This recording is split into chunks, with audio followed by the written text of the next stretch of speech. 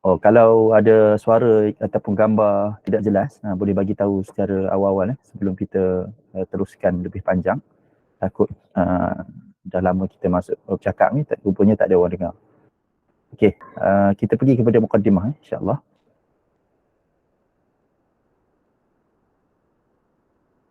Ni mukaddimahnya di muka surat, kalau siapa-siapa yang ada kitab ni, ni di muka surat 1.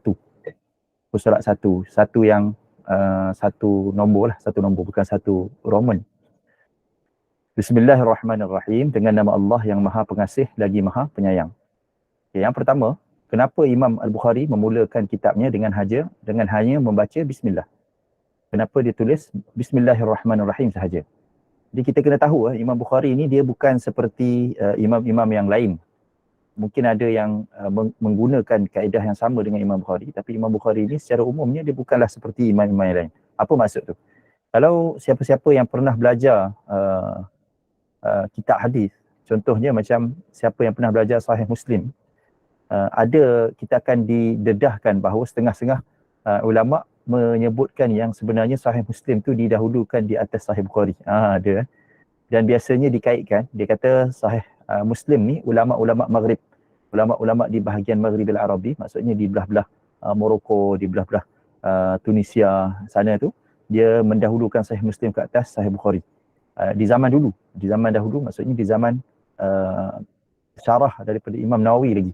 Jadi sebenarnya tak berapa tepatlah untuk kita kata adakah dia mendahulukan tu, maksudnya mendahulukan dari segi tertib kesahihan, sebab hampir sepakatlah ulama ahli sunnah wal jamaah pada hari ini mengatakan yang Sahih Bukhari adalah kitab yang paling sahih selepas Al-Quran. Kitab tulisan manusia yang paling sahih selepas daripada Al-Quran Al-Karim adalah Sahih Bukhari. Cuma dari segi cara nak belajar kitab ni, memang kitab Bukhari ni lebih susah nak belajar dia daripada Sahih Muslim. Sebab itulah ada setengah ulama kata lebih mudah belajar Sahih Muslim. Bukan maksudnya Sahih Muslim lebih kuat daripada Sahih Bukhari. Jadi yang pertama yang dituliskan oleh Maulana Asri ini, sedikit huraian berkenaan dengan Al-Imam Bukhari memulakan kitab dia dengan hanya membaca Bismillahirrahmanirrahim. Kenapa? Biasanya orang tulis kitab ni dia akan tulis contohnya macam dia akan sebut Alhamdulillah wassalatu wassalamu ala Rasulillah, ataupun asyhadu an la ilaha illallah wahdahu la syarikalah lahul mulku wa lahul hamd, ataupun itulah biasanya mukadimah-mukadimah yang kita biasa dengar dalam ceramah, kita biasa dengar dalam khutbah. Jadi Imam Bukhari dia mulakan dengan Bismillahirrahmanirrahim sahaja. Seolah-olah macam Imam Bukhari tak nak sama dia punya cara penulisan dia dengan penulisan kitab-kitab yang lain ataupun penulis-penulis, ulama-ulama yang lain yang menulis kitab. Seolah-olah macam dia tidak mahulah, sengaja tidak mahu. Sebab Imam Bukhari ni bila ada sahaja yang kita tengok dalam kitab dia lain daripada biasa, sebenarnya dia adalah sengaja. Bukannya Imam Bukhari buat tu secara tak sengaja. Sebelum kita nak kata benda ni tersilap ke, sebelum kita nak kata benda ni tak sengaja ke, kebetulan ke, sebelum tu kita kena tengok dulu adakah sebenarnya memang Imam Bukhari tak sengaja tersilap ataupun memang sebenarnya manhaj dia memang begitu. Jadi daripada terjemahan ataupun huraian Maulana Asri selama ni memang dah menyebutkan yang sebenarnya Imam Bukhari ada manhaj ataupun teknik dia sendiri.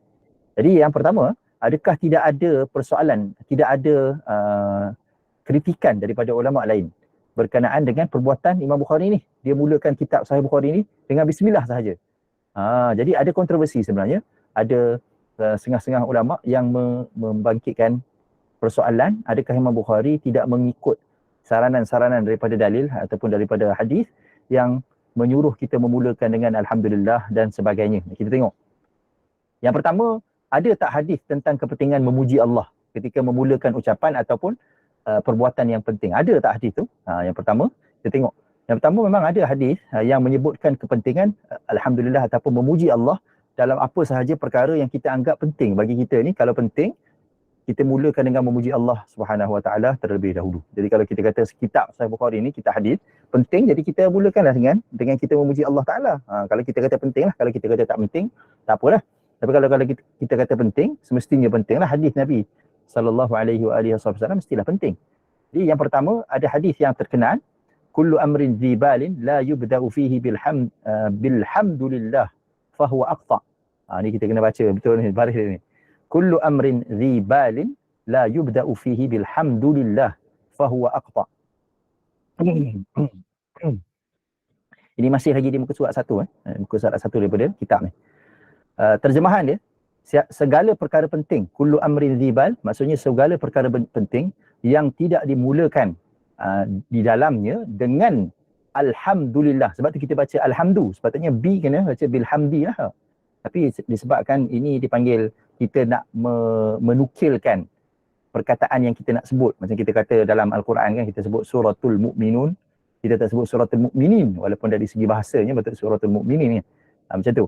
Jadi alhamdulillah biasanya memulakan kata-kata, kalau kita sebut alhamdulillah, baris dia baris depan lah. Ni kena baca bahasa Arab sikit. Baris dia kena baris depan. Kenapa dalam hadis ni sebut kullu amrin dzibalin la yubda'u fihi bilhamdu, dia tak sebut bilhamdi? Sebab biasanya kalau kita bercakap kita sebut alhamdulillah, bukan kita kata alhamdulillah. Kita mula percakapan kita tak katalah dengan alhamdulillah. Jadi bilhamdulillah fahuwa aqta. Siapa yang tidak memulakan apa sahaja perbuatan ataupun perkara-perkara ucapan yang penting dengan alhamdulillah, maka dia seolah-olah telah terputus, ataupun maksud terputus ni tidak mendapat keberkatan. Hadis riwayat Imam Abu Daud, An-Nasai, Ibnu Majah, Ibnu Hibban dan Al-Baihaqi, An-Nawawi dan Al-Munawi mengatakan hadis ini adalah hasan. Maksud hasan ni maksudnya hadis yang boleh diterima pakailah sebagai hujah. Yang kedua, hadis lagi, kullu kalamin la yubda'u fihi bilhamdulillah fahuwa ajzam. Semua kata-kata, kalau tadi kullu amrin zibal, semua perkara penting yang ada kita rasa benda tu mustahak bagi kita. Zibal ni benda yang mustahak bagi kita. Sekarang ni kullu kalam, semua perkara yang bercakap, kalam, semua kalam. Semua ucapan, setiap ucapan yang tidak dimulakan dengan pujian kepada Allah adalah terputus daripada mendapat keberkataan. Hadis riwayat Imam Abu Daud. Ini lafaz Imam Abu Daud lah. Apa maksud kata-kata ni? Maksudnya bila ramai ulama yang meriwayatkan hadis ni, kemungkinan ada perbezaan dari segi lafaz itu. Bila Imam mana-mana penulis lah, sama ada Maulana Asri ataupun orang lain, dia tulis dalam kurungan ini lafaz dia, maksudnya ini yang dituliskan kullu kalamin la yubda'u fihi bilhamdulillah fahuwa ajzam ni, itu adalah versi yang ditulis oleh penulis tu. Jadi penulisnya kat sini adalah Abu Daud, Ibnu Majah, An-Nasai dalam kitab dia Amal Al-Yawm wal Lailah. An-Nasai ada Sunan kan? Ini bukan. Ini Amal Al-Yawm wal Lailah. Abu Awanah di awal mustakhrajnya, dalam mustakhraj Abu Awanah, mustakhraj Abi Awanah ke atas Sahih Muslim, Ibnu Hibban, Daruqutni dan lain-lain. Ibnu Salah ni seorang ulama hadis lah, ulama kita panggil ulama apa? Ulama mustalah hadis. Imam Nawawi dan Al-Hafiz Al-Iraqi, Al-Hafiz Ibnu Hajar mengatakan hadis ini hasan juga. Samalah hadis ni tarafnya diterima pakai. Ini yang pertama, maksudnya ada hadis yang mengatakan kepentingan alhamdulillah. Okey, yang kedua pula, ada tak hadis yang kata pentingnya bertasyahud? Maksudnya mulakan apa-apa nak khutbah ni mula dengan asyhadu an la ilaha illallah. Macam kita sekarang dengan khutbah lah. Biasanya kita mulakan dengan asyhadu an la ilaha illallah. Dengan kepentingan tasyahud, pernah satu ketika Nabi Muhammad sallallahu alaihi wasallam menegur seorang sahabat yang memulakan ucapan khutbahnya tanpa bertasyahud terlebih dahulu kepada Nabi sallallahu alaihi, dengan kata Nabi sallallahu alaihi wasallam, kullu khutbatin laisa fiha tasyahudun fahiya kal yadil jazma. Kullu khutbatin. Sekarang ni setiap khutbah pula. Kalau tadi kullu amrin dzibal dengan kullu kalam. Sekarang ni kullu khutbah. Maksud dia setiap khutbah yang tidak ada tasyahud. Tasyahud ni maksudnya apa? Tasyahud ni asyhadu an la ilaha illallah wa asyhadu anna Muhammadar Rasulullah. Itu dipanggil perbuatan itu panggil tasyahud. Adalah seperti tangan yang berpenyakit kusta. Hadis riwayat Imam Abu Daud, Tirmizi, Ahmad dan juga Al-Baihaqi. Tirmizi mengatakan hadis ini hasan, sahih, gharib. Ni kena belajar kenapa istilah Tirmizi lah pula. Demikianlah hukum Tirmizi mengikut nuskhah yang tahqiq oleh Syekh Muhammad Syakir. Syekh Ahmad Syakir ni seorang ulama contemporary yang semasa yang mentahqiq hadis-hadis. Antaranya dia tahqiq hadis ni, dia kata ini adalah ikut nuskhah yang dia tahqiq ini, dia kata ini adalah pilihan Imam At-Tirmizi. Dia kata hadis ni hasan, sahih, gharib. Dan juga Syekh Muhammad Fuad Abdul Baqi. Sama juga. Syekh Muhammad Fuad Abdul Baqi ni biasanya kalau kita baca kitab Sahih Muslim tu adalah sebut nama dia. Adapun mengikut nuskhah yang dicetak bersama Tuhfatul Ahwazi, ada kitab satu lagi Tuhfatul Ahwazi, dalam hadis ni yang riwayat Imam Tirmizi ni, dia kata hanya disebut hadis ini hasan gharib. Maksudnya tak ada sebut perkataan sahih. Jadi apa-apa pun kalau kata hadis ni hadis hasan sekalipun, dia dah terima lah. Kalau kita tak belajar ataupun kita tak pergi mendalam tentang istilah khusus Imam Tirmizi. Tapi apa-apa pun kalau kita kata hadis ni hadis hasan pun, hadis ni diterima pakai sebagai hujah. Maksudnya kita kena mulakan khutbah kita dengan tasyahud. Okey, lagi. Jawapan yang ketiga lagi, belum jawab lagi. Hadis yang ketiga, maksudnya persoalan yang ketiga lagi. penting tak berselawat ketika memulakan sesuatu perkara yang penting. Kalau tadi alhamdulillah, yang kedua tasyahud, yang ketiga kena selawat ke atas Nabi. Tentang kepentingan dan peri mustahaknya berselawat ketika memulakan sesuatu perkara penting juga dianjurkan oleh Nabi Muhammad sallallahu alaihi wasallam dalam beberapa sabdanya seperti berikut. Kullu amrin zibalin, sama macam tadi lafaz dia, kullu amrin zibalin la yubda'u fihi bihamdillah. Yang tadi bukan bilhamdulillah ini. Yang lafaz di sini bihamdillah. Kullu amrin zibalin la yubda'u fihi bihamdillah wassalati alayya. Ini ada lafaz wassalati alayya, dan selawat ke atasku, fahuwa aqta'u abtaru mamhuqun min kulli barakah. Jadi maksud terputus tadi ada lebih jelas di sinilah, dihuraikan dalam lafaz yang sini. Itu apa terjemahan dia? Semua perkara penting yang tidak dimulakan dengan pujian kepada Allah dan selawat kepadaku adalah terputus, kudung, terhapus dari segala keberkatan. Hadis riwayat Ad-Dailami, Imam Ad-Dailami dalam Musnad Al-Firdaus, dan Abdul Qadir Ar-Ruhawi di dalam Arba'in. Arba'in ni kitab 40 hadis. Sekarang ni kita tengah panas isu hadis 40 ni. 40 hadis ni tak semestinya Imam Nawawi tulis. 40 hadis ni biasa je. Para ulama banyak menulis hadis dengan tajuknya Arba'in. Arba'iniyat, jenis-jenis Arba'iniyat. Daripada Abu Hurairah. Demikian tersebut dalam Al-Jami'ul Kabir karangan Al-Imam As-Suyuti rahimahullah. Okay, lagi. Ibnu Mandah menukilkan hadis ni dalam Fadail dengan lafaz yang berikut. Lafaznya apa? Kullu kalamin la yuzkarullah fihi fayubda'u bihi wa yusalla alayya fihi fahuwa aqta'u mamhuqut min kulli barakah. Setiap ucapan yang tidak disebut nama Allah di permulaannya, tidak pula aku diselawati, adalah terputus, cacat dan terhapus dari segala keberkatan. Demikianlah disebut dalam Al-Jami'ul Kabir karangan Imam As-Suyuti.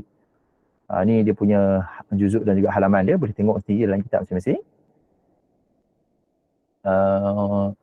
Ironi, secara ironi apa maksudnya ni? Maksudnya Imam Bukhari, tokoh hadis yang paling agung, sudah tentu sekali hadis-hadis macam ni dah dijumpa oleh dia. Bukannya dia terlepas pandang ke? Kita kata tadi, kalau kita ada pilihan, sama ada nak mengatakan Imam Bukhari tersilap, ataupun terlepas pandang, ataupun tidak sengaja, ataupun kebetulan, dengan kita kata ini memang manhaj atau kaedah Imam Bukhari, kita pilih untuk kata ini teknik Imam Bukhari. Sebelum kita kata dia tersilap, kita kata ini memang teknik dia dulu. Kalau tak ada hujah sangat, barulah kita berhenti dulu. Kita cari dulu apa hujah dia. Tapi kita tengok ke sini, apatah lagi Imam Bukhari ni seorang hafiz ataupun seorang yang menghafal hadis banyak. Mestilah dia tahu hadis-hadis yang disebutkan tadi dengan dia punya status hadis tu. Adakah hadis tu diterima ke ditolak ke? Semua mestilah Imam Bukhari tahu kan. Apa lagi Al-Quran pun sendiri memulakan ayat pertamanya di dalam surah Al-Fatihah sebagai surah pembuka dengan Alhamdulillah, Alhamdulillahirabbil alamin. Selepas Bismillahirrahmanirrahim surah Al-Fatihah tu kan Alhamdulillahirabbil alamin. Jadi persoalan yang belum dijawab lagi, bukan sahaja Imam Bukhari telah melencong daripada kebiasaan pengarang, maksudnya kebiasaan penulis kitab, nak berbeza dengan orang, satu hal, bahkan meninggalkan metod Al-Quran dalam pembukaan bicara. Jadi jawapan kepada kemuskilan ni, ni sebagai mukadimah ni, jawapan kepada kemuskilan sekarang ni di muka surat yang kedua. Apa yang dibuat oleh Imam Bukhari itu bagi pandangan para ulama mesti ada maksud dan juga tujuan yang tersendiri. Antara andaian, maksudnya Imam Bukhari tak bagi tahu. Itu sebab saya sebut tadi, kitab Sahih Bukhari ni sebenarnya kitab yang susah nak dipelajari sebab Imam Bukhari dia seorang yang dia tak cerita apa sebenarnya niat dia. Dia tak cerita niat dia. Kita kena belajar daripada penulisan-penulisan dia, kita akan nampak. Tapi kalau dia sendiri dia tak sebut niat dia. Dia tak sebut niat dia. Nanti kita tengoklah macam-macam lah Imam Bukhari buat ni. Dia tak sebut niat dia. Jadi orang yang tak tahu dia anggap kitab Imam Bukhari ni sama je macam kitab-kitab lain ataupun kitab-kitab sahih yang lain. Jadi dia ingat sama je, dia baca sama je, dia ingat macam tu. Tapi sebenarnya tidak. Imam Bukhari ni dia ada tujuan dan juga niat di setiap apa yang dia buat dalam kitab dia. Okey, sambung lagi. Antara andaian dan pendapat para ulama pengkaji Sahih Bukhari tentang faktor di sebalik tindakan beliau meninggalkan hamdalah, tasyahud dan juga salawat selepas Bismillahirrahmanirrahim. Dia mula dengan Bismillahirrahmanirrahim. Di permulaan kitabnya adalah, ni dia punya andaian-andaian dia lah, antara andaian-andaian dia. Yang pertama, beliau ingin mengisyaratkan bahawa hadis-hadis yang menyarankan kita supaya memulakan ucapan dengan tindakan dengan hamdalah tasyahud adalah tidak menepati syarat beliau. Ini pendapat Al-Hafiz Ibn Hajar. Ibn Hajar Al-Asqalani adalah seorang ulama yang mensyarahkan hadis Sahih Bukhari secara penuh. Maksudnya daripada mula sampai habis disyarahkan, dia huraikan. Imam Ibn Hajar dia kata bagi pendapat dia, kalau mengikut syarat Imam Bukhari dalam menulis Sahih Bukhari ni, syarat dia mesti tulis hadis yang sahih yang ada syarat dia. Hadis sahih yang menepati syarat dia. Jadi Imam Bukhari mendapati hadis-hadis yang kita baca tadi tentang kullu amrin zibal ke, kullu kalam kullu khutbah ke, semuanya tidak menepati syarat tu, jadi dia tak tulis. Jadi dia tak, bukan sekadar tak tulis hadis tu, dia tak mulakan pun dengan saranan hadis tu. Jadi dalam Sahih Bukhari, Fathul Bari, Imam Ibnu Hajar sebut wal jawab anna al hadithain ay hadis al-hamd was syahadah, maksudnya hadis kedua hadis tu laisa ala syartihi bal fi kullin minhuma maqal. Apa terjemahannya? Jawapannya ialah kedua-dua hadis yang sama ada kullu kalam ke, kullu khutbatin ke, ataupun kullu amrin zibal ke, semuanya tidak menepati syarat beliau, bahkan kedua-duanya bermasalah. Fihi maqal, maksudnya ada perbincangan lah, ada masalah. Tak kira lah masalah tu disetujui oleh Imam Bukhari atau tidak, tapi yang penting ada masalah yang ulama-ulama bincangkan. Sanad-sanadnya dipertikaikan, walaupun hadis itu dianggap sahih dan hasan oleh ramai tokoh ulama. Maksudnya ada ulama yang sahih kan, macam kita sebut tadi, Imam Tirmizi, dia sebut hadis tu hasan, ataupun sahih dalam tahqiq Imam Ahmad Muhammad Syakir. Apa-apa pun ada perbincangan yang kata hadis itu tidak sahih. Dalam sanad hadis yang pertama misalnya, sebagai contoh lah, terdapat seorang perawi bernama Qurrah bin Abdul Rahman. Imam Bukhari tidak mengambil satu pun riwayat darinya. Tapi Imam Muslim ada ambil hadis dia sebagai syawahid dan mutaba'at. Apa maksud syawahid? Syawahid ni maksudnya bukan hadis bab, dia sebagai hadis pembantu sahaja. Mutaba'at pun sama, lebih kurang macam itulah maksud dia. Bagaimanapun Imam An-Nasai, Imam Abu Daud, Imam Tirmizi, Ibnu Majah mengemukakan riwayat-riwayatnya sebagai riwayat-riwayat usul. Itu lawan kepada riwayat-riwayat syawahid dan mutaba'at ni, namanya riwayat usul ataupun hadis bab. Hadis bab ataupun riwayat usul, lawan dia hadis syawahid dan juga mutaba'at. Tapi ada maksud beza tu. Syawahid dengan mutaba'at tu ada maksud beza lah. Secara ringkasnya, Imam Bukhari tak ada langsung ambil, Imam Muslim ada tapi diletakkan dia bukan hadis yang usul, bukan hadis bab. Imam Nasai, Abu Daud, Tirmizi, Ibnu Majah sebut sebagai riwayat usul. Maksudnya macam menerimalah perawi yang bernama Qurrah bin Abdul Rahman. Selain itu, perawi-perawi hadis ni berbeza dalam meriwayatkannya. Ada yang meriwayatkan secara mursal. Mursal secara umumnya, mursal ni maksudnya tidak disebutkan siapa sahabat yang meriwayatkan hadis ni. Ada yang meriwayatkan secara mausul. Ada yang kata hadis ni bersambung sehingga ke Nabi SAW. Mursal ni boleh jadi maksud putus kat sahabat, boleh jadi maksud putus kat tempat lain juga. Tengok penggunaan lah. Qurrah meriwayatkan secara mausul, sementara Yunus, Uqail, Shu'aib, Sa'id bin Abdul Aziz meriwayatkan secara mursal. Imam Ad-Daruqutni dia kata wal mursal huwa as-shawab. Yang mursal itulah yang betul. Maksudnya yang betulnya sanad hadis ni adalah mursal. Dalam sanad kedua pula ada orang yang nama Asim bin Kulayb. Imam Muslim dan pengarang-pengarang kitab hadis besar mengambil riwayat darinya. Tapi Imam Bukhari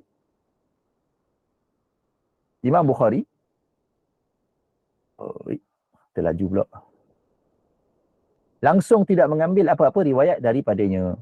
Di dalam sanad hadis ketiga ada Ismail bin Abi Ziyad Asy-Syami. Al-Hafiz Abdul Qadir Ar-Rawahi berkata, gharib tafarrada bi dzikr as-salah fihi Ismail bin Abi Ziyad Asy-Syami wa huwa dha'if la yu'taddu bi riwayatihi wala bi ziyadatihi. Maksudnya kata-kata Imam Hafiz Abdul Qadir ni, hadis ini gharib. Gharib ni maksudnya dhaif lah. Ringkasnya hadis ini dhaif. Hanya Ismail bin Abi Ziyad Asy-Syami sahaja yang sebutkan lafaz salawat.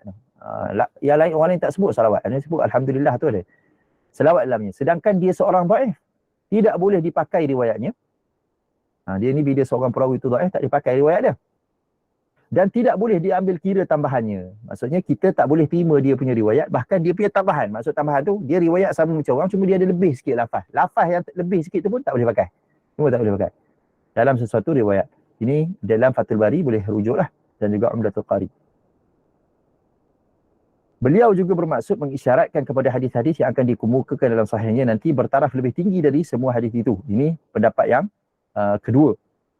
Maksudnya Imam Bukhari nak mengisyaratkan yang hadis-hadis di dalam kitab dia nanti lebih tinggi tarafnya daripada hadis-hadis yang mengatakan kelebihan, bermulakan ucapan dengan alhamdulillah ke, dengan tasyahud ke, dengan selawat ke. Hadis-hadis yang akan dikemukakan nanti ni lebih tinggi taraf dia daripada hadis-hadis ni. Tetapi ada pihak membantah alasan di atas dengan berkata ia tidak kuat kerana beberapa sebab. Dia kata ini bukan sebabnya, bukan sebab tu Imam Bukhari tak tulis. Dia bantahlah kata ni. Imam Bukhari, yang pertama, Imam Bukhari beritizam memasukkan semua sesuatu hadis ke dalam sahihnya beliau akan mandi, salat 2 rakaat, beristikharah terlebih dahulu. Padahal apa yang diiltizamnya itu tidak ada tersebut langsung dalam mana-mana hadis. Maksudnya Imam Bukhari ni setiap kali nak tulis hadis, dia kan akan salat 2 rakaat, dia akan istikharah dulu sebelum masuk ke hadis tu. Perbuatan dia istikharah ke, perbuatan dia salat 2 rakaat ke, perbuatan dia mandi ni, semua memang tak adalah hadis tu. Macam mana dia buat amalan tu? Jadi itu hujah pertamalah. Memulakan pekerjaan yang penting dengan bismillah, alhamdulillah, tetap ada hadis ni walaupun dhaif. Sedangkan benda yang tak ada hadis langsung, Imam Bukhari amalkan setiap kali nak tulis hadis, apatah lagi benda yang ada hadis walaupun dhaif. Itu yang pertama, hujah dia. Yang kedua, kelemahan qurrah boleh hilang dengan adanya beberapa orang perawi yang lain sebagai mutabi'nya. Tadi kita sebut mutabaah, ni mutabi' maksudnya perawi lain, periwayat hadis yang lain yang membantu dia, menyokong dia dengan membawakan hadis yang sama maksud yang telah disebutkan sebelumnya tadi. Yang ketiga, hadis-hadis di atas adalah hadis-hadis fadail. Fadail maksud kelebihan-kelebihan amalan lah. Maksudnya amalan-amalan yang lebih. Amalan-amalan yang lebih. Untuk mengamalkan apa yang dikandung di dalamnya tidak memerlukan kekuatan sanad seperti mana diperlukan di dalam hadis-hadis hukum. Hadis-hadis hukum ni cerita pasal halal haram, cerita pasal sah batal, cerita pasal wajib sunat. Betul-betul hadis hukum, tak boleh gunakan hadis yang dhaif. Tapi kalau fadail maksudnya hadis-hadis yang cerita pasal amalan-amalan yang lebih.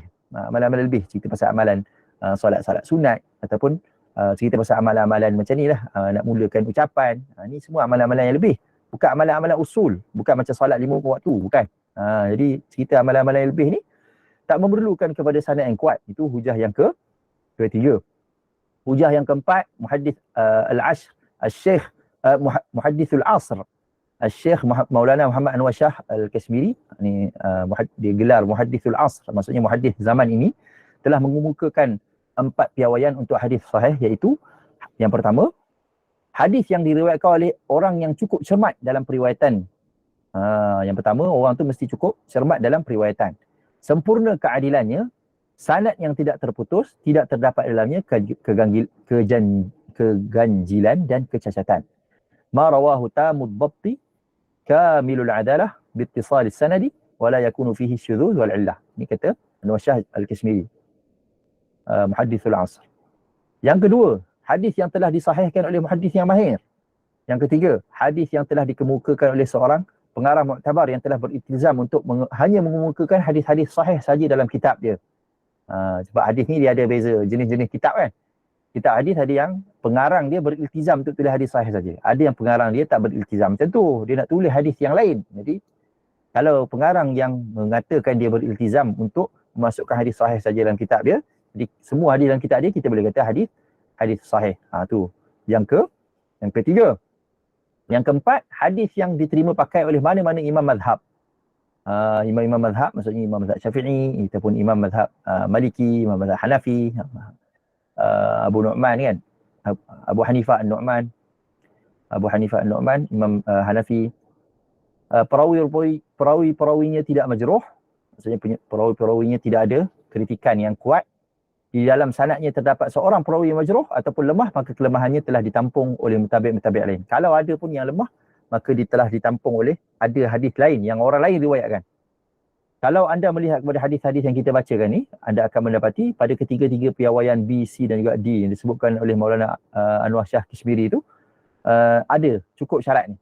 Oleh kerana Ibn Salah, An-Nawawi, Al-Iraqi, As-Subki dan lain-lain ulama hadis mengatakan hadis ini adalah hadis sahih ataupun hasan.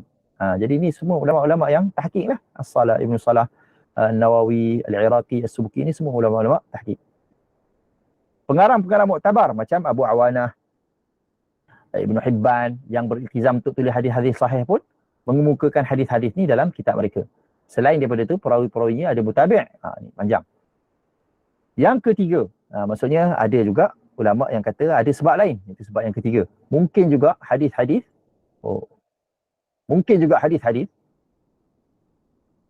hamdalah, tasyahud dan salawat tidak sampai kepada Imam Bukhari. Ni yang kita sebut dengan tadi kan. Kalau kita kata hadis tu tak sampai, dengan hadis tu sampai, kita akan macam mana? Kita nak anggapkan macam mana? Kita nak anggarkan macam mana? Ada ulama yang kata nombor 3, pendapat dia kata mungkin juga hadis-hadis yang kata kelebihan tu tidak sampai kepada Imam Bukhari menyebabkan Imam Bukhari tak tahu. Tetapi andaian tu tidak munasabah. Sebab orang yang handal macam Imam Bukhari ni lebih banyak menghafal hadis dalam bidang hadis. Tu. Tak munasabah andaian tu. Yang keempat, Imam Bukhari sebenarnya telah menulis semua ucapan tadi dalam kitabnya, tetapi kerana percetakan masih belum ada di zaman beliau, maka penerbitan kitab-kitab yang baru hanya melalui proses penyalinan dengan tulisan tangan. Masa proses tersebut, ucapan pendahuluan beliau yang lengkap tercicir daripada catatan. Ini pun bukan benda pelik kalau kita tengok zaman dulu ni, penulisan kitab-kitab lama ni dia menulis menggunakan tangan, belum ada mesin cetak. Bila tak ada mesin cetak, mesin fotostat ni tak ada, kitab-kitab kalau kita nak kitab tu, kita nak nuskhah, kita nak salinan kitab tu, kita kena salin menggunakan salinan tangan. Kita kena upah tukang salin untuk tolong salinkan untuk kita. Jadi bila ada proses penyalinan dengan tulisan tangan ni, mungkin ada telah terhilang lah sikit sebanyak. Jadi terhilang. Bahagian-bahagian mula-mula ni hilang. Jadi Al-Alamah Al-Aini, Hafiz Al-Aini suka dengan jawapan ni. Dia kata jawapan ni pun bagus juga. Dan beliau menulis, saya pernah mendengar pendapat ini daripada beberapa orang guru hebat. Namun alasan ni disangkal keras oleh para ulama.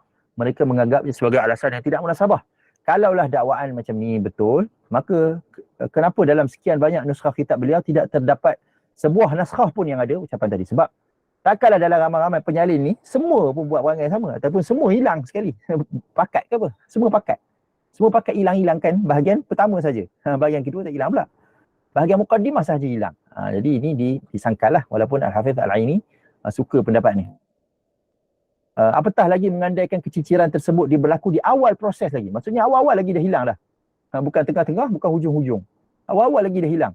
Selain itu kalau dilihat kitab-kitab Imam Bukhari yang lain seperti Al-Adabul Mufrad, Khalqu Af'alil Ibad, Juz'u Raf'il Yadain, Juz'ul Qira'ah, Al-Qira'ah Khalfal Imam, ataupun At-Tarikhul Kabir, Tarikhul Saghir, tidak akan ada ucapan Alhamdulillah. Alhamdulillah tu tak ada dalam ucapan permulaan dia. Jadi macam mana kita kata, takkan semua penyalin ni semua hilang, pakai hilang ke? Penyalin ni semua pakai hilang. Kitab-kitab Imam Bukhari yang lain pun dia pakai hilangkan, sama je. Macam tu.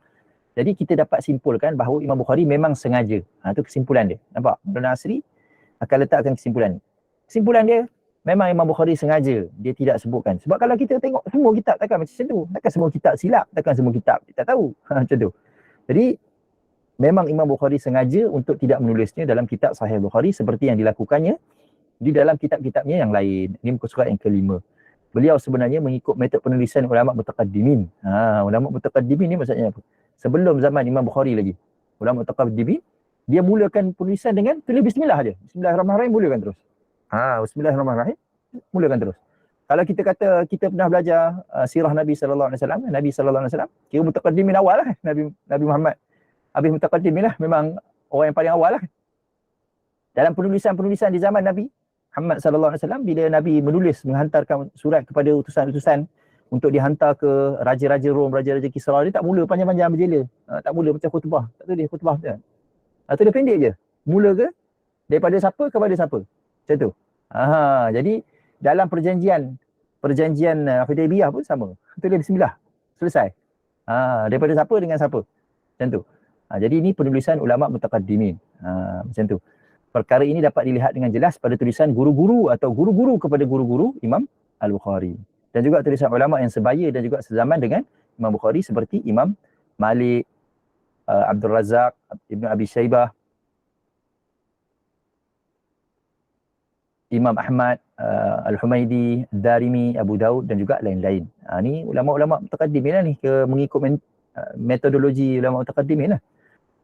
Yang kelima, ada lagi pendapat. Imam Bukhari tidak menyertakan hamdalah, tasyahud dan lain-lain kerana maksud pujian dan penyaksian sebagaimana yang disebutkan dalam hadis-hadis mengenainya sudah pun terkandung dalam ucapan bismillah. Ini pun satu pendapat juga. Dia kata kalau sebut bismillahirrahmanirrahim, otomatiklah kita telah memuji Allah Ta'ala juga. Sebab ada Ar-Rahman, ada Ar-Rahim, kita memuji Allah Ta'ala juga.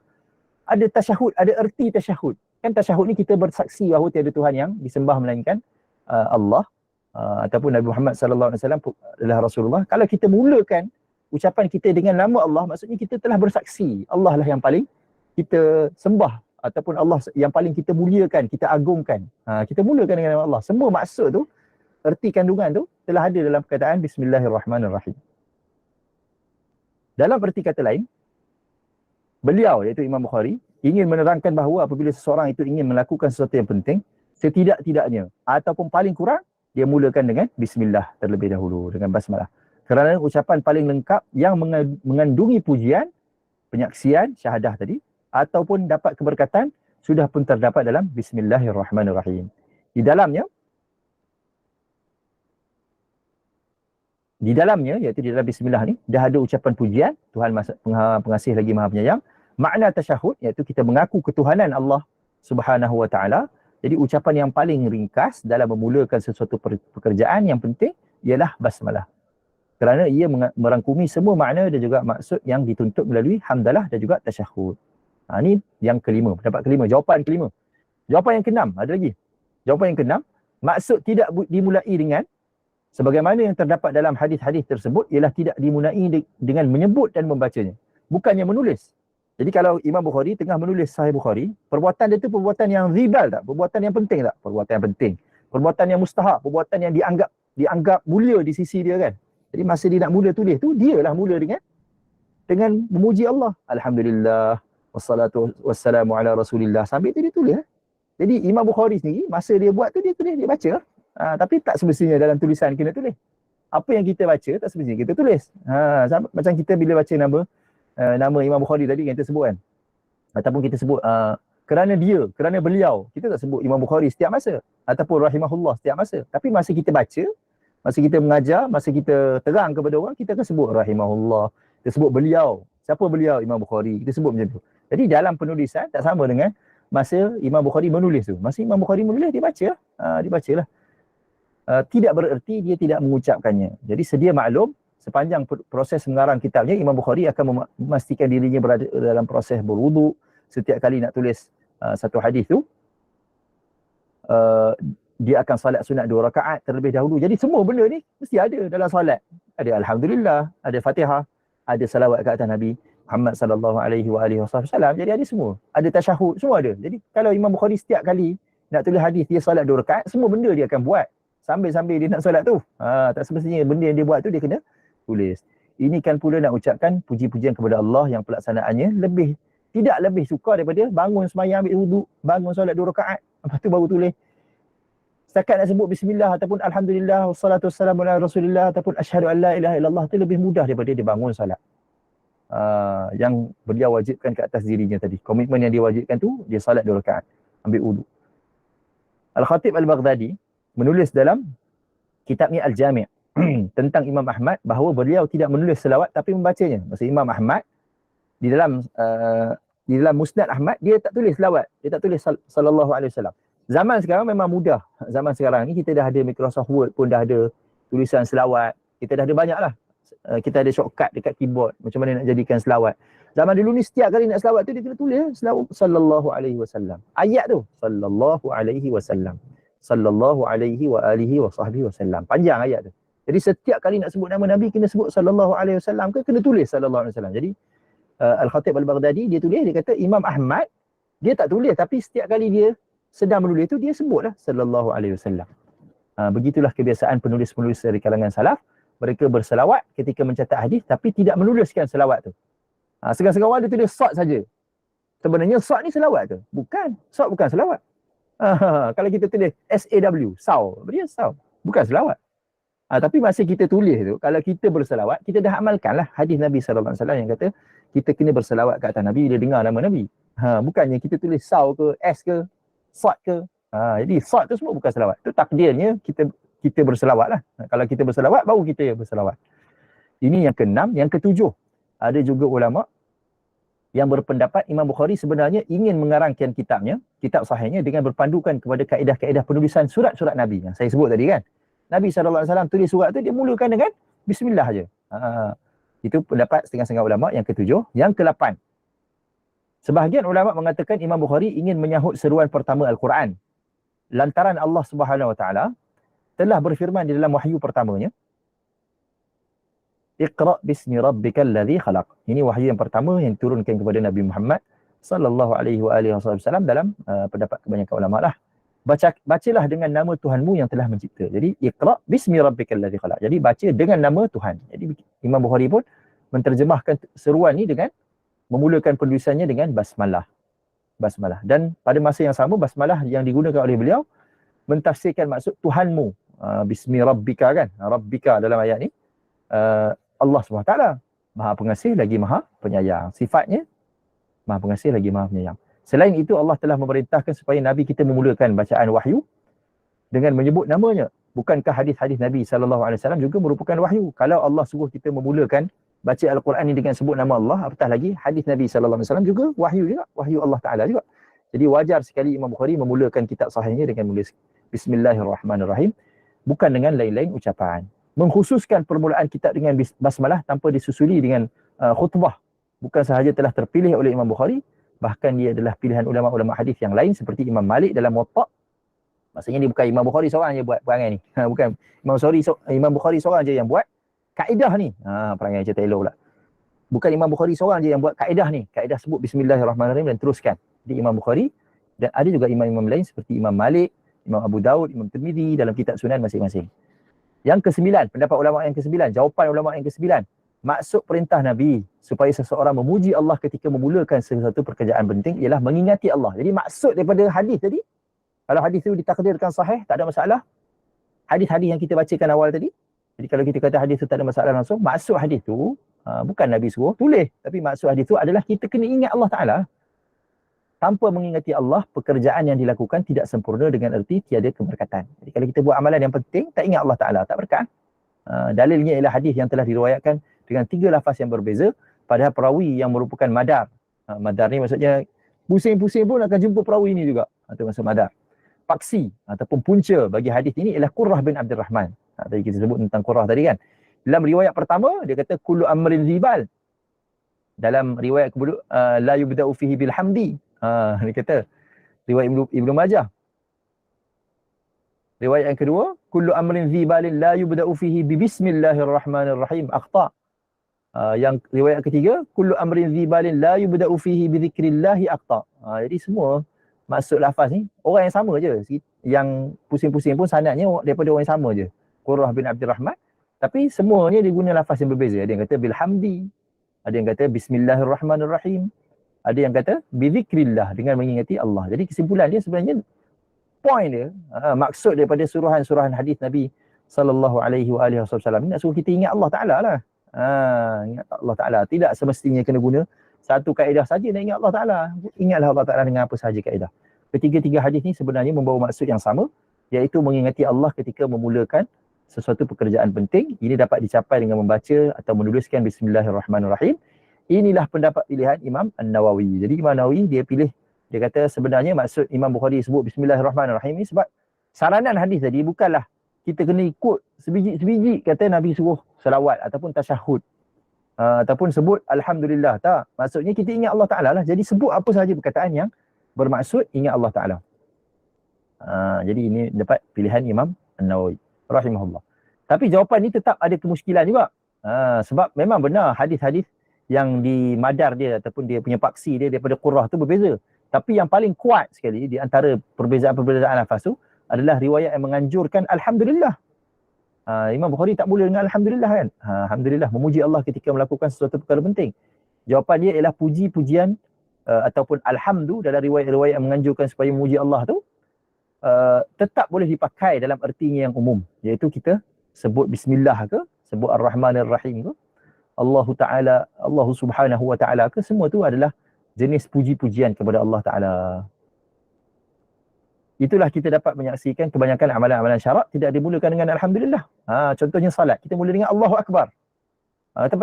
Salat ni kira amr zibal tak? Perkara penting tak? Mustahak tak salat? Kita mula salat dengan Allahu Akbar. Sekarang ni adalah amalan setengah orang dia mulakan salat dengan Bismillah. Dia kata Bismillahirrahmanirrahim. A'udzubillahi minasyaitanirrajim. Bismillahirrahmanirrahim. Qul a'udzu birabbin nas, malikin nas. Dia mula macam tu kan. Sedangkan yang syar'inya salat ni dimulakan dengan Allahu Akbar. Kalau sebelum tu dia bercakap-cakap, lepas tu dia sebut Allahu Akbar, tidak kira sah salat dia. Jadi salat dimulakan dengan Allahu Akbar. Tetap mula dengan Alhamdulillah wassalatu wassalamu ala Rasulillah pun. Jadi dia tetap amrin zibal. Dia menunjukkan kata amalan-amalan syarak pun tak semua macam tu. Tak semua mula dengan Alhamdulillah. Sedangkan dia adalah amrin zibal. Perkara yang ada kepentingan ataupun perkara mustahak.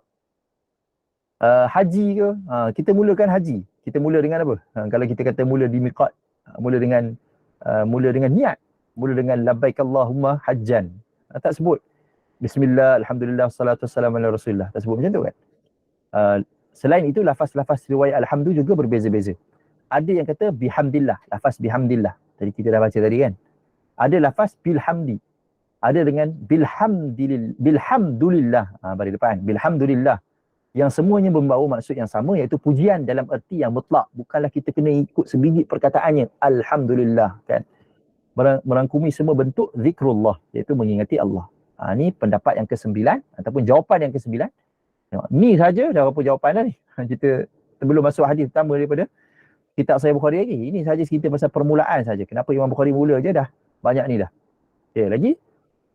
Yang ke-10, Imam Bukhari memulakan kitabnya dengan Bismillahirrahmanirrahim, tidak kerana lain, melainkan kerana mengikut sunnah Nabi SAW semata-mata. Baginda telah memerintahkan supaya surat perjanjian damai di Hudaybiyah ditulis bermula dengan Bismillahirrahmanirrahim. Tadi pun kita dah sebut. Ini yang ke-10. Kita sekarang di muka surat 7 dalam kitab masing-masing. Tengok. Kita sekarang di muka surat 7.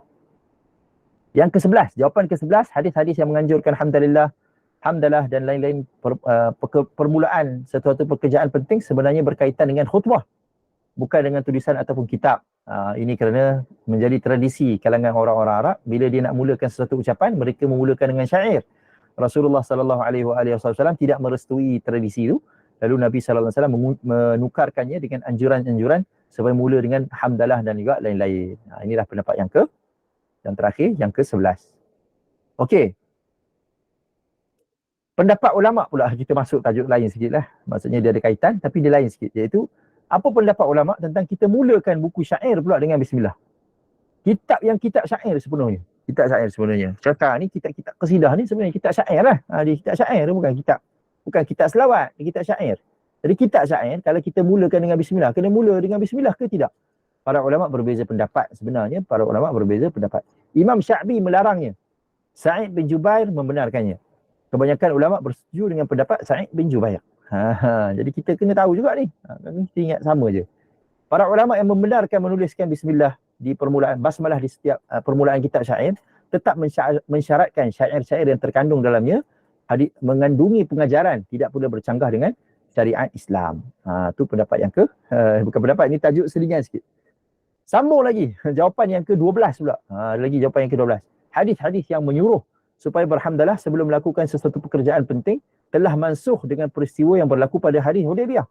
Sebab peristiwa Hudaybiyah ni kira hujung-hujung hayat Nabi juga. Kalau masa peristiwa Hudaybiyah, Nabi tak mulakan dengan Alhamdulillah, dengan Assalatu wassalamu ala Rasulillah, ataupun dengan Asyhadu an la ilaha illallah, menunjukkan kata perbuatan ini ataupun saranan hadis itu telah mansuh. Pun ada juga pendapat ulama seperti itu. Pendapat ini tidak benar kerana untuk mengatakan hadis-hadis mansuh, semestinya kita mengetahui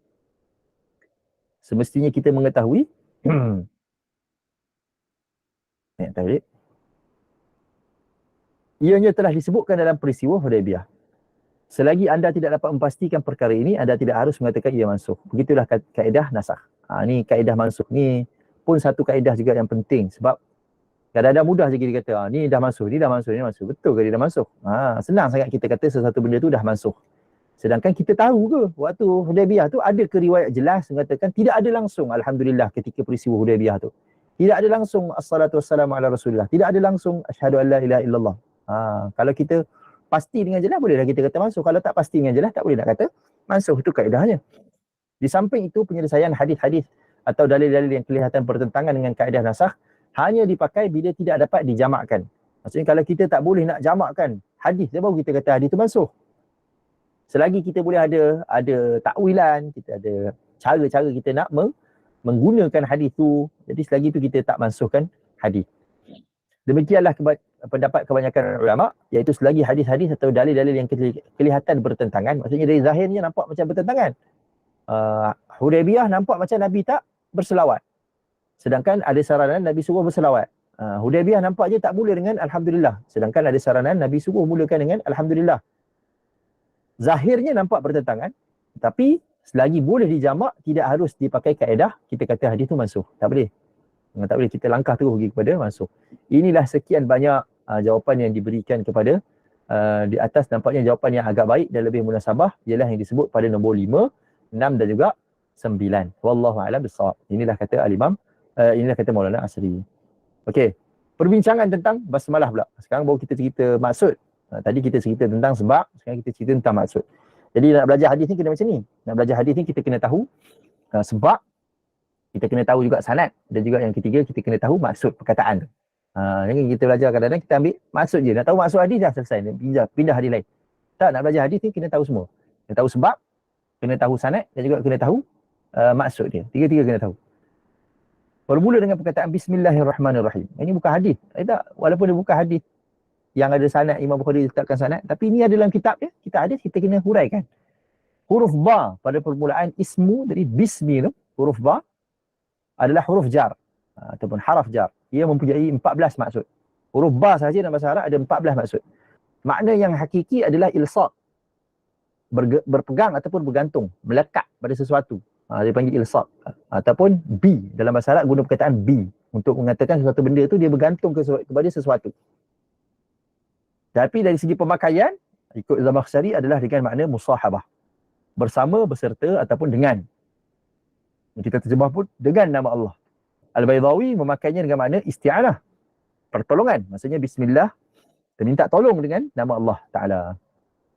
Ulama' Nahwu ni dia ada dua mazhab. Yang pertama Basri, yang kedua Kufi. Ulama' Nahwu yang Basriyin kata muta'allaqnya, tempat yang kita bergantungnya adalah ismi. Sebab bismi kan, jadi kita gantung dengan bismillah, dengan nama, iaitu ibtidai.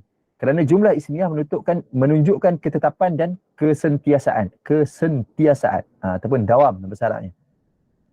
Ini kita kena belajar bahasa Arab lah. Bahasa Arab ada perkataan yang menunjukkan benda tu dia ada tempoh masa, iaitu fa'il. Dia ada benda yang tidak menunjukkan tempoh masa, iaitu macam kata nama. Jadi contoh kalau saya sebut, patutnya saya tak bagi contoh sebab contoh dalam kitab Maulana Asri ni dah banyak dah contoh, jadi saya tak boleh tambah. Tapi saya ringkasnya, contoh kalau saya sebut katib, al-katib dengan kataba. Kalau kataba maksudnya menulis, kataba maksudnya telah menulis.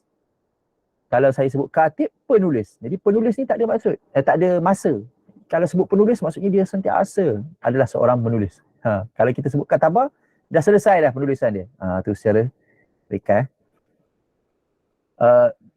Artinya kalau kita sebut maksudnya tu, muta'allaqnya adalah isim tu, artinya keadaanku membaca bismillah untuk mengambil berkat daripadanya adalah pada setiap kali memulakan sesuatu pekerjaan, tetap dan juga sentiasa. Maksudnya sentiasalah keadaanku ini memohon keberkatan daripada nama Allah Ta'ala. Tu ulama' Nahwu Basri punya terjemahan. Ulama' Nahwu Kufi pula, tu kata dua mazhab kan. Nahwu pada mazhabnya. Mazhab Nahwu Kufi pula, dia kata muta'allaqnya adalah fa'il, iaitu abtadi'u. Kalau tadi ibtidai bismillah, kalau yang ni abtadi'u bismillah. Abtadi'u bismillah. Dia sebenarnya sebab apa bincang benda ni? Jadi kena bagi latar belakang sikit, saya tak bagi tadi. Dalam bahasa Arab ni dia tak boleh mula bercakap dengan haraf, dengan huruf. Kita tak boleh mula bercakap dengan, contohlah saya bercakap dengan kita semua sekarang ni, bagi contoh saya pula dah. Ringkasnya macam itulah. Tak boleh mula dengan di. Tiba-tiba saya mari bercakap, buka kelas, memulakan kelas hari ni dengan perkataan di. Di waktu kecil, dia mesti ada cerita. Apa dia di waktu kecil, apa terjadi? Mesti ada cerita dia kan.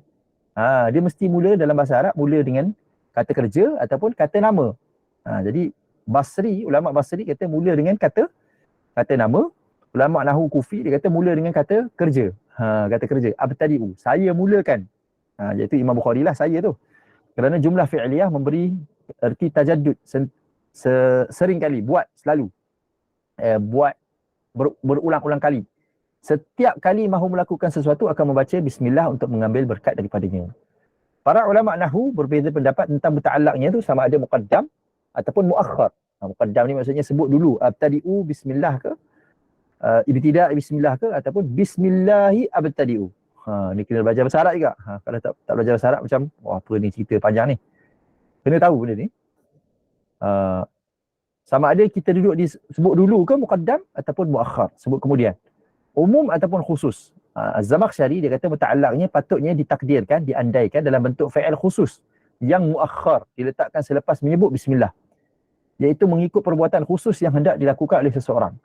Contohnya bila kita mulakan kelas dengan bismillahirrahmanirrahim. Jadi apa kita anggarkan? Saya nak masukkan apa?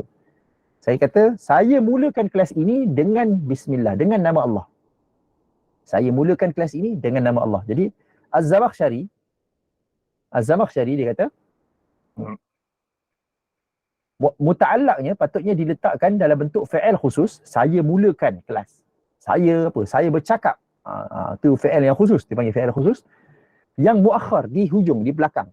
Jadi kalau Zamakhsyari punya kaedah, kita kata dengan nama Allah saya mulakan kelas kita pada hari ini. Macam tu. Perbuatan khusus saya mulakan, saya baca, saya ajar. Tu mulakan dengan perkataan khusus tapi di belakang. Saya sebut nama Allah dulu, lepas tu sebut apa yang kita nak buat. Contohnya aqra'u, saya baca. Menulis perlu ditakdirkan aktubu dan begitulah seterusnya. Itu Zamakhsyari. Kalau tidak, nescaya kalam kita lah akan disebut dulu, bukan kalam Allah. Sedangkan kita nak mula dengan Bismillahirrahmanirrahim, nak mula dengan kalam Allah. Bismillahirrahmanirrahim kan kalam Allah. Kalau kita mula dengan abtadi'u ke, aqra'u ke, saya mengajar ke, saya menulis dengan nama Allah ke, kita dah mulakan dengan perkataan kita dulu. Bukan mulakan dengan nama Allah Ta'ala. Kita mulakan dengan kata-kata kita dulu. Demikian juga ia akan khusus dengan permulaan sahaja jika ditakdirkan dengan ibtida'i atau abtadi'u. Sedangkan keberkatan yang dikehendaki bukan sahaja pada permulaan. Tapi kita nak keberkatan tu dalam setiap amalan kita, mula, tengah, hujung, kesudahan, lepas, habis, semua sekali. Jadi dalam konteks perbincangan kita sekarang, muta'allaqnya ialah aktubu yang terletak selepas Bismillahirrahmanirrahim. Jadi, ni kalau kita nak bincang untuk tajuk Imam Bukhari sekarang ni, Imam Bukhari kata Bismillahirrahmanirrahim aktubu. Dengan nama Allah yang Maha Pengasih lagi Maha Penyayang, saya menulis. Inilah pendapat yang terbaik, meskipun di sana terdapat pendapat-pendapat yang lain yang mengatakan muta'allaqnya dalam bentuk perkataan yang mengandungi makna umum yang lebih baik. Inilah yang pertama. Perbincangan tentang perkataan Allah pula. Tadi bismi, sekarang Allah, bismillah. Apakah pendapat tentang maksud perkataan Allah? Adakah dia berasal dari bahasa Arab atau berpunca daripada bahasa Ibrani atau Syriani?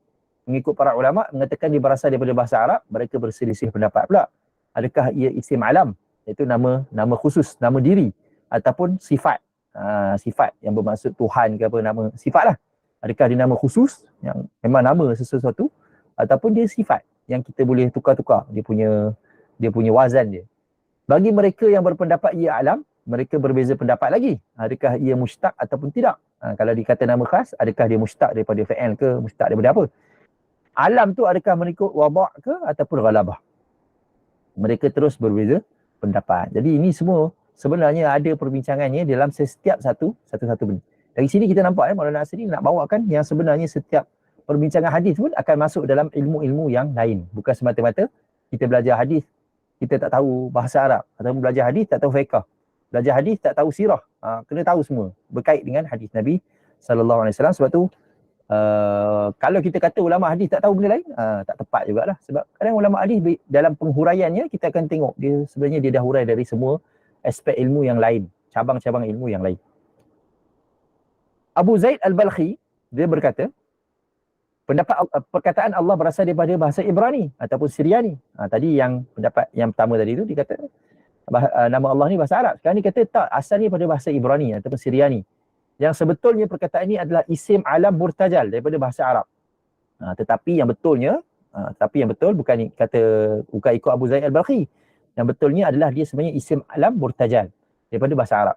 Inilah pendapat Imam Abu Hanifah, Imam Syafi'i, Muhammad bin Hasan Asy-Syaibani, iaitu murid ataupun sahabat Imam Abu Hanifah, Khalil bin Ahmad Sibawai, ulama bahasa, Zajjaj, Ibnu Kaisan, Halimi, Ghazali, Khattabi dan juga lain-lain. Jadi sebenarnya bahasa Arab lah. Allah ni adalah bahasa Arab. Selain itu, perkataan Allah dilihat dari sudut penggunaannya dalam bahasa Arab yang mempunyai beberapa ciri dan kekhususan tersendiri. Antara lainnya adalah seperti berikut. Dia boleh menjadi mudhaf ilaih tapi tidak boleh dijadikan mudhaf kepada apa-apa. Contohnya kita kata Abdullah boleh. Kita boleh kata Abdullah, hamba kepada Allah. Tapi kita tak boleh letak Allah kepada apa. Tak boleh letak di depan. Tak jadi. Tak jadi. Jadi nama Allah ni khususnya adalah dia tak boleh gabung dengan benda lain. Kalau perkataan Tuhan boleh. Perkataan Tuhan boleh kita kata. Dengan nama Tuhan boleh. Dengan nama Tuhan. Maksudnya nama Tuhan boleh. Tapi kita boleh juga guna Tuhan manusia, Tuhan kepada saya, Tuhan kamu semua, Tuhan kita semua boleh kan? Kita letak Tuhan di depan macam tu boleh. Tapi kalau Allah tak boleh. Kita tak boleh kata Allah saya dengan Allah kamu adalah sama. Tak kena dari segi bahasa Arabnya tak betul. Dia tak boleh jadi mudhaf. Nama ni khusus kepada Allah Ta'ala. Tidak ada siapa pun yang pernah diberi nama Allah ni. Kalau perkataan Ar-Rahman ataupun Ar-Rahim, boleh kena dekat orang lain. Tapi kalau perkataan Allah, tak pernah lagi digunakan dalam bahasa Arab untuk orang ataupun makhluk yang lain. Ya, kalau kita tambah harf nida, ya maksudnya wahai, kita nak seru, panggil, boleh digantikan dengan mim musyaddadah di hujungnya. Jadi ya Allah boleh tukar kepada Allahumma. Ni pun khusus. Lafaz Allah je boleh buat macam tu. Kalau kita nak sebut ya Allah, maksudnya wahai Allah, kita boleh tukar dengan sebut Allahumma. Boleh tukar. Boleh letak ma dekat belakang tu, mim yang ada tanda tu, sebagai tanda kepada hilangnya ya di depan. Jadi boleh buat dekat ya Allah ataupun perkataan Allah tu boleh buat. Yang keempat, khususnya nama Allah ni, hamzah yang ada pada perkataan Allah adalah hamzah wasal. Tapi bila sebut ya, kita akan kata ya Allah. Kita tak kata ya Allah macam tu. Tu khususnya. Ya, kalau ikutkan ya, baris huruf hamzah tu kan, ya alif, ya baris atas, a tu huruf mat kan, ya Allah. Patutnya ya Allah sambung. Tapi kita tak baca macam tu, kita sebut ya Allah. Seolah macam ada hamzah wasal. Seolah macam ada hamzah qata'. Padahal dia hamzah wasal. Maksudnya hamzah wasal ni alif yang tidak ada hamzah di atas dia. Yang kelima, ya huruf nida yang memberi maksud makrifah kepada sesuatu isim, dimasukinya boleh digabungkan dengan lam ta'rif. Biasanya kalau kita sebut ya, sambungan dia tak ada alif lam. Ni kena belajar Arab juga. Contohnya nama saya. Nama saya Zainul Abidin kan. Zain. Ya Zain boleh. Tapi kalau ya Az-Zain tak jadi. Tak boleh, bahasa Arab pening gitu. Ya Allah boleh. Walaupun dia ada alif lam depan. Ya Ghafur ataupun ya Ghaffar boleh. Ya Rahman, Ya Rahim. Kita tak sebut Ya Ar-Rahman, Ya Ar-Rahim. Kita tak sebut macam tu. Tapi Ya Allah boleh. Tu maksud Ya untuk Allah boleh gunakan walaupun ada alif lam. Lam ta'rif. Yang keenam, kerja ataupun amal harfu jar selalunya sebelumnya yang dibuang tetap dikekalkan. Kerana itu orang Arab berkata, Allahi la af'alana kadha. Perkataan Allah tu tetap dibariskan bawah. Walaupun tidak ada bi ataupun wa. Tidak ada huruf jar, tak ada. Kita tetap letak baris bawah. Boleh. Untuk lafaz Allah boleh. Ini boleh tengok sendiri dalam Fathul Mulhim. Ini antara kelebihan nama Allah ataupun lafzul jalalah. Okey, kita dah sampai ke penghujung untuk kelas pada malam ni. Saya bukalah untuk seminit. Kita tengok kalau ada soalan sekejap ya. Maksud surat Nabi Sulaiman ke 200 sahabat juga ya Ustaz? Macam surat Nabi Sulaiman ke 200 sahabat. Maksudnya apa? Bismillah. Ya betul. Dalam surat Nabi Sulaiman alaihissalam pun, dalam Al-Quran Allah SWT cerita pun sama. Dia mula dengan Bismillahirrahmanirrahim. Itulah budaya kita sebut tadi mutaqaddimin. Ulama-ulama terdahulu. Okey, wallahu alam. Nampak tak ada soalan?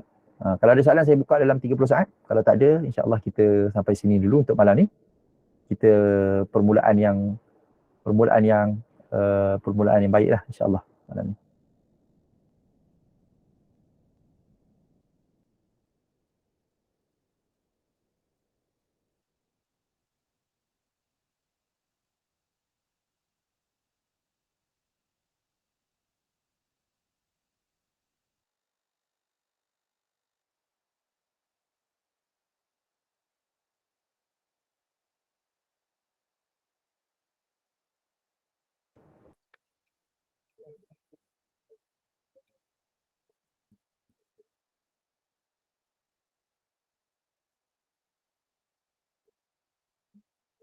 InsyaAllah kalau tak ada soalan, insyaAllah kita tangguhkan dulu kelas kita pada malam ni. Terima kasih banyak kepada semua yang sudi melapangkan masa. InsyaAllah kita akan sambung lagi pada minggu yang ketiga insyaAllah.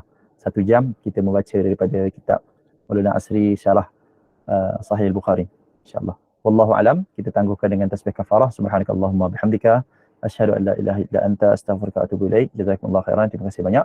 Minta maaf atas kekurangan dan juga kesilapan. Saya ni ada suka cakap laju sikit. Kalau tak dapat tangkap tu bagi tahu insya-Allah. Wallahu alam. Assalamualaikum warahmatullahi wabarakatuh. Waalaikumsalam.